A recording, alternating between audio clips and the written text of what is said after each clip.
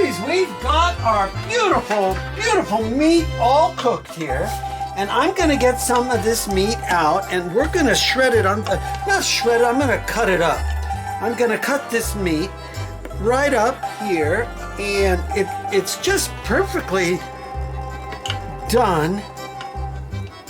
And what I wanna do is just bring it over here to the board and cut right through with my knife, just like this. Look at this, it's just breaking right apart.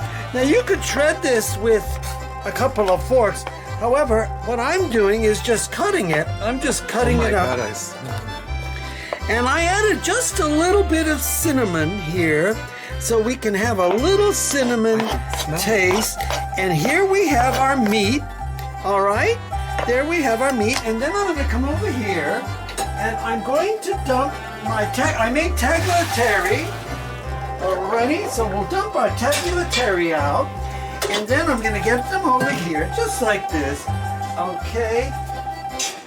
And I'm not gonna put any oil on it, but what I'm gonna do is come over here and just grab some of this beautifully done, look at this, tagliatelle. Look at this, right into the dish, just like that. Nice helping. And then I'm going to come right on top with some of this beautifully done meat. Look at this, beautifully done meat right there. Maybe just a little more, because you know, this is for Anthony. Okay. And then what we're gonna do is come over here into our beautiful sauce that it made when it's slow cooked and get it right on the top, just like that. And there we have it. You can use chuck, or you can use the beautiful short. So this is Peter Carpizzo's.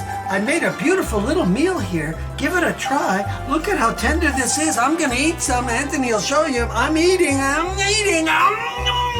Delicious. It melts in my mouth. So this is Peter Carpizzo's. Give it a try. Out.